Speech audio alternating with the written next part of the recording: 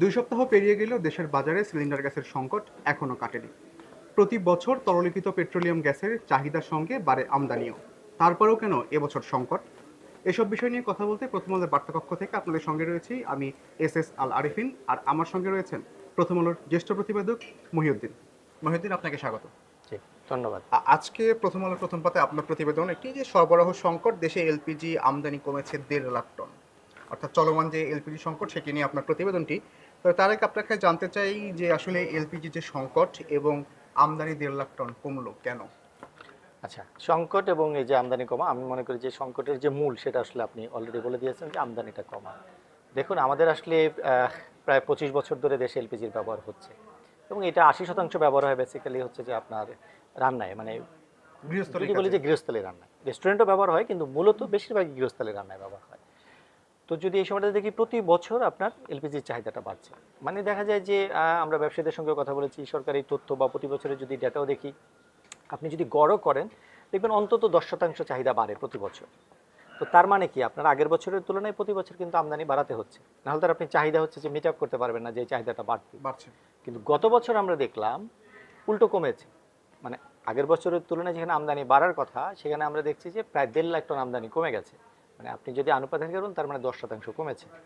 তো আপনার যেখানে আরো বাড়ার কথা আরো কমলো, তার যেহেতু আপনি আসলে চাহিদা, তার মানে কি এটা বিরাট সরবরাহ সংকট একটা তৈরি হয়েছে, মানে যে ঘাটতি, এই ঘাটতিটা আর পূরণ করা যায় না, যার ফলে হচ্ছে যে, এবং এই যে আমদানি আমি যেটা বলছি দর্শক, এই আমদানিটা দেখা যাচ্ছে বছরের শেষ 3 মাসে গিয়ে আরো বেশি কমেছে, যে কারণে আমরা এখন জানুয়ারি মাসে এসে যে সংকটটা বেশি দেখতে পাচ্ছি ওইটারই আসলে প্রভাব পড়েছে। যেহেতু শেষ 3 মাস যদি আমি বলি আপনাকে হচ্ছে যে অক্টোবর, নভেম্বর এবং ডিসেম্বর, ওই সময়টাতে যেহেতু আমদানিটা কমে গিয়েছিল, যার ফলে এখন এলপিজি ওইভাবে পাওয়া যাচ্ছে না। আমদানিটা কমার পেছনে কারণটা কি? আচ্ছা, আমদানি কমার পেছনে যেটা কারণ সেটা ব্যবসায়ীরা যেটা বলছেন, আপনি যদি আমদানি যারা করে সংখ্যা জায়গা থেকে যদি দেখেন, আমাদের এখানে প্রায় 23টি কোম্পানির আসলে আমদানির সক্ষমতা আছে, মানে টার্মিনাল রাখা, আমদানি করতে যা যা লাগে। তো তার মধ্যে আমরা দেখেছি গত বছরের ডেটা যদি অ্যানালাইসিস করে দেখেছি যে 17টা কোম্পানি মোটামুটি আমদানি করেছে বছরের কোনো না কোনো সময়। এর মধ্যে কেউ কেউ জানুয়ারিতে আমদানি করে, বাকি 11 মাস আর আমদানি করেন, কেউ কেউ হয়তো ফেব্রুয়ারি মার্চ করেছে তারপরে করেন, এরকম। যদি আপনি সারা বছর প্রতি মাসে আমদানি করেছে এরকম ধরেন, তাহলে 8টা কোম্পানি আমদানি করেছে, আর বেশিরভাগ আমদানি করেছে মাত্র 5টি কোম্পানি। তো আমদানি তাহলে এই যে যারা করলো না, মানে 23টা থেকে 17টা বা পরবর্তীতে আরও কমে গেল, তারা আসলে কিছু সংকটের মধ্যে পড়েছেন। তাদের ব্যাংকিং জটিলতা ছিল, কারণ তাদের কারো কারো হচ্ছে যে নানান জটিলতার কারণে অ্যাকাউন্ট ফ্রিজ করা আছে, কারো কারো হচ্ছে এলসি খুলতে প্রবলেম হচ্ছিল, তাদের বিজনেসে ঝামেলা হচ্ছিল, যে কারণে তারা আমদানিটা করতে পারে না। আর যারা হচ্ছে আমদানি রেগুলার করছিল, কারণ যে আমি যে বলছি যে 5টি কোম্পানি বেশিরভাগ করেছে, 12টি কোম্পানি প্রতি মাসে আমদানি করেছে, তারা আরও আমদানি করতে চেয়েছিল, কিন্তু আমদানির একটা সীমা দেওয়া আছে প্রতিটা কোম্পানির, যে বছরে সে আসলে কতটুকু আমদানি করতে পারবে। তো ধরেন কোনো কোম্পানিকে হয়তো বলা আছে যে সে 1.5 লাখ টন নিতে পারবে, কারো ক্ষেত্রে 2 লাখ টন বলা আছে, কারো ক্ষেত্রে 60,000 টন বলা আছে। এরকম 5টা কোম্পানি কিন্তু সরকারের কাছে আবেদন করেছিল যে তারা আরও বেশি আমদানি করতে চায়, যেহেতু চাহিদা আছে, আর তারা জানে যে কেউ কেউ আমদানি করছে না, ফলে এরকম সংকট হতে পারে। তো তারা আবেদন করেছিল, কিন্তু তারা অনুমতিটা পায়নি। যেহেতু অনুমতিটা পায়নি, যে কারণে তারা শেষের দিকে গিয়ে আমদানি বাড়াতে পারেনি। আচ্ছা, এই যে মাসে মাসে যে আমদানি কমছে, সেটা তো সরকারের আগে থেকে একটা অনুমেয় ছিল। তাহলে কি এই ঘাটতি সরকার আগে থেকে বুঝতে পেরেছিল যে বছর শেষে ঘাটতি তো হবে? এইটা আসলে খুবই, আবার আপনি ধরেন যে এটা খুবই দারুণ পয়েন্ট বলেছেন, এটা খুবই অদ্ভুত, এটা আমরা রিপোর্টও মেনশন করেছি। এটা কিন্তু জানার কথা, না জানার কোনো কারণ নেই। কারণ আপনি যদি জানেন যে 2021 সালের এপ্রিল থেকে আমাদের এখানে বাংলাদেশ এনার্জি রেগুলেটরি কমিশন, যেটা আমরা জ্বালানি খাতের নিয়ন্ত্রক সংস্থা বলি, তারা কিন্তু প্রতি মাসে এলপিজির দাম সমন্বয় করেন। তো যখন এলপিজির দাম সমন্বয় করেন, তাদের কাছে কিন্তু এলপিজির সমস্ত ডেটা থাকে, যে কতটুকু আমদানি হলো, কতটুকু আসলো দেশে, চাহিদা সবই তাদের কাছে থাকে। তো তারা এই যে আমদানিটা যে কমলো, এটা কিন্তু তারা জানার কথা, এটা কিন্তু ডেটা আছে, এটা গভর্নমেন্টের কাছে ডেটা আছে, বিআরসির কাছে ডেটা আছে, তারা কিন্তু দেখেছে যে আমদানি কমে যাচ্ছে বা অনেকে আমদানি করছে না, এটাও সরকার জানে। কারণ তো কাস্টমসে আপনি রাজস্ব বোর্ডে চাইলেই এই ডেটা আছে, কারণ যে আমদানিটা দেশে আসে, এটা অনেক আগেই বুঝতে পারার কথা ছিল। তার মানে এখানে কোথাও না কোথাও একটা গাফিলতি ছিল, কেউ হয়তো বিষয়টাকে ওইভাবে নজরদারি ছিল না, যার ফলে কেউ এটা খেয়ালই করেনি যে এরকম আমদানি কমে আসছে বা এরকম সংকট হতে পারে। মহিউদ্দিন, আপনি শুরুতে বলছিলেন যে এই এলপিজির একটা বড় অংশের ব্যবহারটা হচ্ছে গৃহস্থলীর কাজে, এবং গত 2 সপ্তাহ ধরে এলপিজির যে সিলিন্ডারের সংকট আমরা দেখছি, যে দেশে বিভিন্ন অঞ্চলে মানুষ আসলে তারা এই সংকটে রয়েছেন, এবং অতিরিক্ত দামে আসলে অনেক জায়গাতে তারা সিলিন্ডার পাচ্ছেন না। তো সরজমিনে আসলে আপনারা কি দেখলেন এখন পর্যন্ত, কি অবস্থা? শুধু কি ঢাকাতেই এই সমস্যা, নাকি ঢাকার বাইরেও আসলে বিভিন্ন জেলাতেও এই ঘাটতি রয়েছে? আসলে দেখুন, আমরা শুরু থেকে যে আলাপটা করছিলাম, যেহেতু আপনার আমদানি কম হয়েছে, তার মানে বাজারের সরবরাহ কম, অতএব এই ঘাটতিটা থাকবে। এই ঘাটতিটা শুধু ঢাকায় না, আসলে সারা দেশেই আছে। আপনি যত জায়গায় যাবেন, জেলায় জেলায় আমরা খোঁজ নিয়েছি, বড় শহরগুলিতে খোঁজ নিয়েছি, বিশেষ করে চট্টগ্রাম, বরিশাল, রাজশাহীতে একই চিত্র, ঢাকার মতোই। মোটামুটি বেশিরভাগ মানুষ পাচ্ছে না। এক একটা এলাকায় হয়তো ধরেন 2টা 3টা 5টা বা 10টা দোকান ঘুরে ঘুরে তারা এলপিজি না পেয়ে আরেক এলাকায় যাচ্ছেন, সেখানে গিয়েও একই পরিস্থিতি।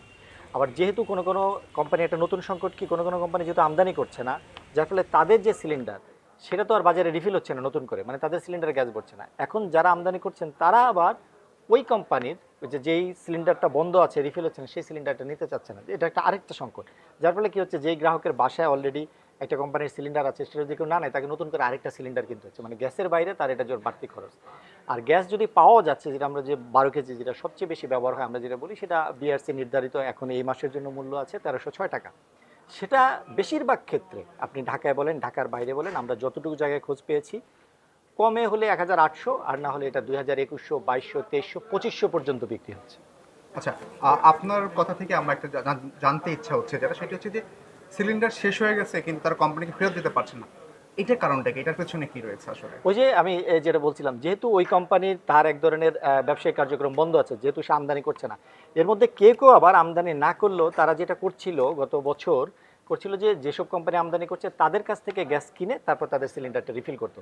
শেষের দিকে এটাও সম্ভব হয়নি, কারণ যেহেতু হচ্ছে ওই যে কোম্পানিগুলো রেগুলার আমদানি করছে, তারা তো আসলে বাড়তি আমদানি করতে পারেনি, তার ফলে তাদের নিজস্ব সিলিন্ডারের বাইরে তারা আর কাউকে দিতে পারেনি।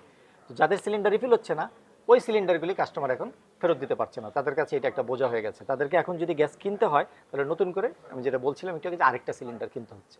একদিকে যেমন আসলে রান্নার গ্যাস পাওয়া যাচ্ছে না, একদিকে আমরা দেখছি বিভিন্ন জায়গায় খবর পাচ্ছি যে আসলে যে বিকল্প যে মাধ্যমগুলো বা ইলেকট্রিক চুলা বা অন্যান্য কিছু, সেগুলোর আসলে দাম বেড়ে একটা সিন্ডিকেটের মতো তৈরি হয়ে গেছে। তো আপনার কাছে যেটা জানতে চাই এই মুহূর্তে, সেটা হচ্ছে যে সরকারের তো একরকম গাফিলতি ছিল যে গ্যাসের সংকট, বাজারের চাহিদা অনুযায়ী তারা আমদানি হচ্ছে না সেই বিষয়টা। তো এখন আসলে সরকারের পক্ষ থেকে কি উদ্যোগ নেওয়া হচ্ছে? হ্যাঁ, আপনি ঠিকই বলছেন। আসলে রান্নার ক্ষেত্রে যে বিষয়টা হয়েছে, এখানে আসলে মানে বহুমুখী সংকটে পড়েছে। মানুষের কথা যদি বলি, সাধারণ মানুষের কথা, আপনি দেখেন একটা সময় আমাদের এখানে রান্না, বিশেষ করে শহর যদি বলি, ঢাকা শহরের কথা যদি বলি, বা চট্টগ্রামও ইনফ্যাক্ট বড় শহরগুলো, পাইপলাইনের যে গ্যাস আছে, আমরা যেটাকে প্রাকৃতিক গ্যাস বলি, এই গ্যাসের মাধ্যমে রান্না করতে। এখনও প্রায় 45-46 লাখ গ্রাহক আছে যারা সরাসরি পাইপলাইনের গ্যাস পান, ঢাকায় আছেন অনেকে। তো এই গ্যাসের সংকট যখন শুরু হয়, তারপরে কিন্তু বিকল্প হিসেবে আসলে এলপিজি।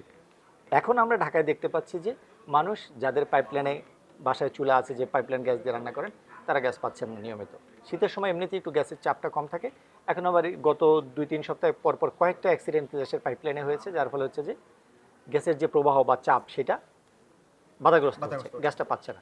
তো সে যে এলপিজি কিনতে যাচ্ছে, এলপিজি আমরা এতক্ষণ ধরে আলাপ করলাম যে এলপিজিও বাজারে পাওয়া যাচ্ছে না, পেলেও সেটা অনেক দামে কিনতে হচ্ছে। এরপর থার্ড অপশন মানুষ যে বিকল্প হিসেবে নিয়েছিল, সেটা হচ্ছে যে হিটার, ইলেকট্রিক যে চুলা, ইন্ডাকশন কুকার বলে, ইনফ্রারেড কুকার বলে, নানান ধরনের চুলা এখন বাজারে পাওয়া যায়। এটা কিনতে গেলে এটাও এক ধরনের বাজারে হঠাৎ করে এত বেশি চাহিদা বেড়ে গেছে, এটা আসলে এত সাপ্লাই ছিল না বাজারে, এত বেশি চাহিদা বেড়ে গেছে যে গেলে এটাও বাজারে এখন পাওয়া যাচ্ছে না, কম পাওয়া যাচ্ছে, কেউ কেউ এটারও দাম বাড়িয়ে দিয়েছে। তো স্বাভাবিকভাবে ভোক্তার ওখানেও গিয়ে ভোক্তা আসলে নতুন করে আবার ঠকছে বা প্রতারিত হচ্ছে। আচ্ছা, তাহলে এই মুহূর্তে সরকারের পক্ষ থেকে কি উদ্যোগ নেওয়া হচ্ছে এই সংকট মোকাবেলায়? সরকারের পক্ষ থেকে আসলে আরও আগেই বলবো যে, যখন সংকটটা শুরু হয় তারপরেই সরকার বেশ কিছু উদ্যোগ নিয়েছে, মানে বিশেষ করে এলপিজি যাতে বাড়ানো যায়, যেটা আমরা শুরুতে আলাপ করছিলাম যে আমদানি বাড়ানোর ক্ষেত্রে যে বাধা ছিল, সেটি আসলে সরকার দূর করেছে। ইতিমধ্যে যে কোম্পানি বাড়তি আমদানি করতে চায়, তাদেরকে অনুমতি দেওয়া হয়েছে যে তারা চাইলে আরও বেশি আমদানি করতে পারে।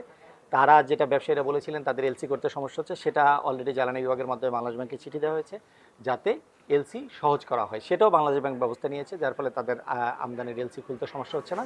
এই যে ব্যবস্থাগুলি নিয়েছে, বা সরকার জ্বালানি বিভাগ থেকে অলরেডি তাদের শুল্ক কমানোরও একটা সুপারিশ করা হয়েছে এনবিআর, এই ব্যবস্থাগুলি নেওয়া হয়েছে, কিন্তু ব্যবসায়ীরাও সাড়া দিয়েছেন, তারাও আসলে আমদানির জন্য উৎস খুঁজছেন। বিশ্ববাজারে এলপিজির একটা সংকট আছে, চাইলে এখন এলপিজি পাওয়া যাচ্ছে না, এক। আর 2 নম্বরে, আপনি এলপিজি পাইলেও এলপিজিটা কিন্তু আজকে আসবে না। একটা জাহাজ আপনি বিশ্ববাজার থেকে কিনে বাংলাদেশে আসতে আসতে মিনিমাম 15 থেকে 20 দিন সময় লাগে। তার মানে আপনি বাজারে যে সংকট চলছে, সেটা ঠিক হতে, সরবরাহ আরেকটু স্বাভাবিক হতে আরও কিছুদিন অপেক্ষা করতে হবে। ধন্যবাদ মহিউদ্দিন আমাদেরকে সময় দেওয়ার জন্য। আপনাকে ধন্যবাদ। দর্শক, দেশের বাজারে সিলিন্ডার গ্যাসের সংকট এবং আমদানি কেন কমলো, এসব বিষয় নিয়ে আমরা কথা বলছিলাম। আমরা আগামী পর্বে আবার হাজির হব নতুন কোনো বিষয়ে, নতুন কোনো সহকর্মীর সঙ্গে। সে পর্যন্ত ভালো থাকুন, নিরাপদে থাকুন, আর প্রথম আলোর সঙ্গে থাকুন।